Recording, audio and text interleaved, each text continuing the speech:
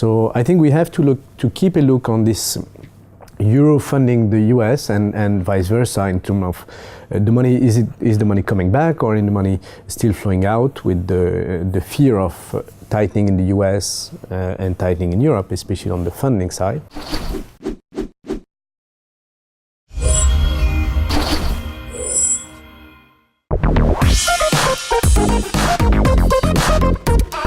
Well, Mourtaza, thank you very much for joining us. It's always a pleasure to have you in our studio. How are you? Pretty good. Thanks for having me.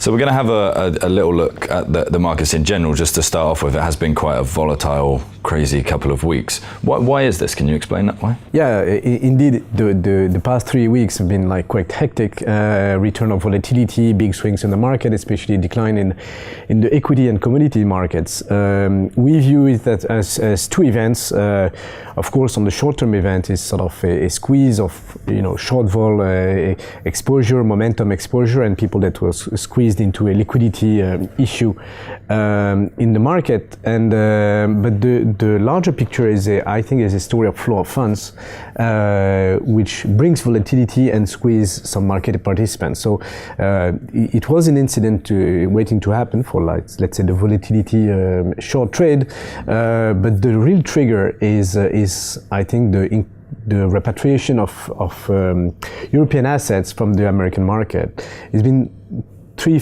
to 5 years, Europeans have been funding the US.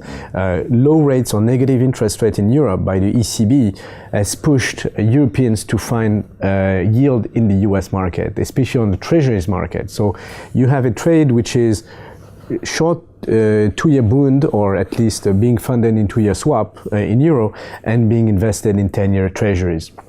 This trade has been accumulated into like hundreds of billions, because every year European Union has a surplus in the current account, especially coming from Germany, and it goes to the US, funding the US, and explaining why rates in the US, long-term rates, have been so low so late in the cycle, and this money is being repatriating. So this explained for the last 9 months, I think, the increase in euro dollar, and at some point when there was this acceleration in euro dollar earlier this year, it triggered an increase in volatility, especially on the bond market, and then it spilled over in the equity market, where the short volatility to trade was much bigger. So I think we have to keep a look on this euro funding the US and vice versa in terms of the money. Is the money coming back, or is the money still flowing out with the fear of tightening in the US and tightening in Europe, especially on the funding side. For looking forward for all the forex exposure, the forex parities, and how it evolves into other markets. I think the forex market is the key driver into how the volatility play will remain in the market. So let's just look a little bit more specifically at the US dollar as a whole. What's been going on with that currency, and what you kind of expect to see going forward? I think that's the key question, as I was saying, and to be very specific, it's quite hard, but we have a view that on the short term, the dollar has still a way to strengthen. It's been oversold, and I think the idea of the Fed being late or behind the curve is a mistake. I think the Fed is quite appropriate, and it brings a lot of carry trade interest of being exposed in the US dollar. There is more than 250 basis points spread between euro and the dollar. So I think there is an incentive to be long the dollar and to play this short-term reversal. We look at, I think, at least to go back to 120 or a little bit below.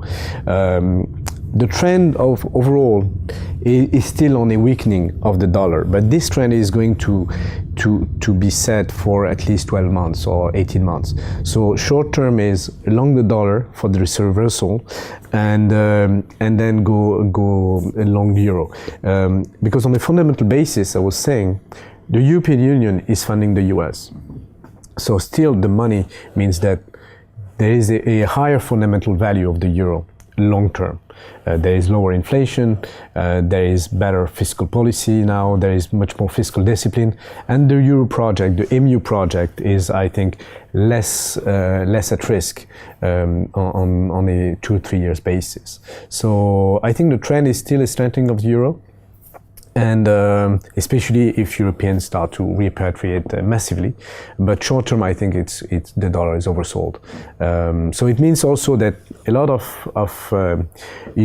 forex exposure around the dollar are going to be interesting. For instance, the dollar yen. Sorry, if the dollar strengthens, the yen is likely to weaken, and it's very positive for Japanese equities. So this is, I would say, secondary order effects on markets, but I think I would be selling the yen. I would be long the dollar for the short-term basis. Okay, fantastic. Just finally to finish up then, can you talk us through a little bit of your global asset allocation?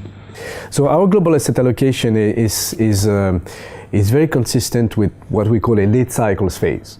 Late cycle phase brings a lot of volatility, which is very hard, especially on the currency basis, to find out direction given reversal, exaggeration, and speculative market. But a late stage market means that you should play on commodities. We're long energy on our asset allocation, especially oil. We are long equities, but late cycle equities are still positive. It's still a bullish trend, but the cost of volatility is higher compared to a recovery or early phase of growth, where the bull market is low vol, higher increase. So I would say on the Sharpe ratio basis, equity are less attractive than a year ago, but we're still exposed and still overweight on equities. And we're still underweight on fixed income, sovereign, but I think this position is going to be revised on a 6-month horizon. Further along the late stage, you would have to see a rotation on bonds, and it's very likely in end of June, maybe in the summer, going back long on the treasury or long duration on the bonds. But we have to look at the market and especially on the economic data. I think data are very strong. ISM, PMI, and inflation is a bit on the upside. So we are still high, above the cycle, but it could last more than 6 months. So we just dependent on what would be the next move. But globally, we are long commodities, long energy, and long equities. Mourtaza, thank you so much for speaking with us. It's always an absolute pleasure. I'm sure it helped a lot of people. Thanks. And thank you for watching. If you like this interview and would like to find out more, be sure to head over to dukascopy.tv.